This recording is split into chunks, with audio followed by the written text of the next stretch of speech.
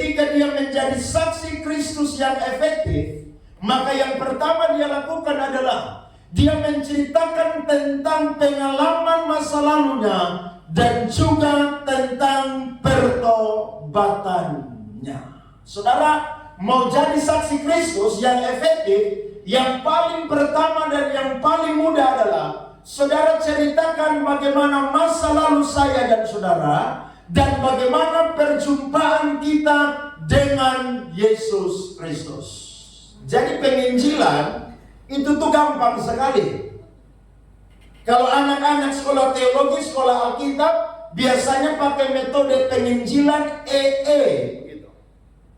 Tapi bagi saya dan saudara yang mungkin awam atau jemaat yang tidak pernah menempuh sekolah Alkitab, sekolah teologi, saudara bisa bersaksi tentang siapa saya dan saudara di masa lalu.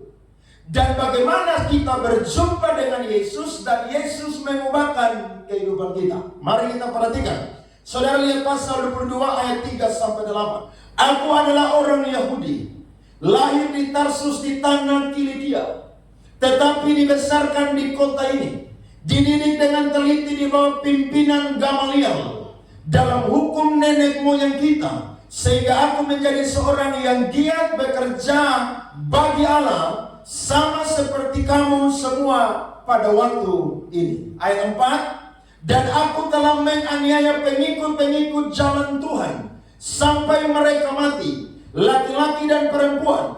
Kutangkap dan kuserahkan ke dalam penjara. Ayat 5, tentang hal itu baik imam besar maupun majelis tua-tua dapat memberi kesaksian.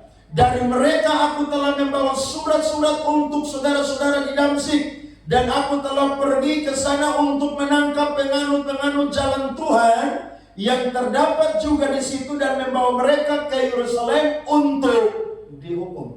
Dia bersaksi tentang siapa dia di masa lalu. Ini penting. Saudara, kalau mau jadi saksi Tuhan, tak usah cerita orang lain punya kehidupan. Ceritakan bagaimana saya dan saudara punya masa lalu. Karena saya yakin semua kita lahir dalam keadaan tercemar oleh dosa asal atau dosa warisan. Tapi saudara perhatikan ayat yang ke-6.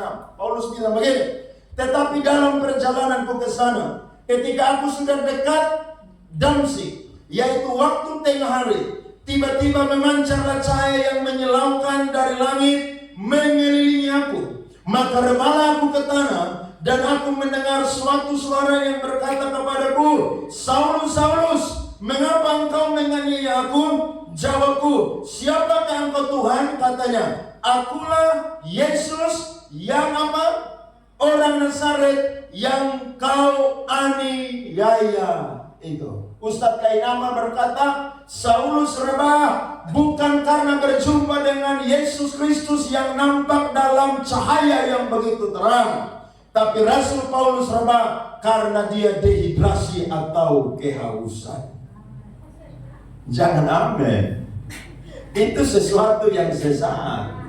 Alkitab berkata ada satu cahaya yang lebih terang dari matahari, dan itulah Kristus yang adalah cahaya kemuliaan Allah yang mampu menunjukkan pribadinya kepada orang yang sangat jahat, orang yang berdosa. Makanya Paulus berkata, dari semua orang yang berdosa, akulah yang paling berdosa. Tapi saya mau berkata, kalau kita berjumpa dengan Tuhan, kehidupan kita pasti akan diubahkan oleh Tuhan. Amin. Saya percaya garansi 100%. Orang yang jumpa dengan Yesus, hidupnya pasti akan berubah.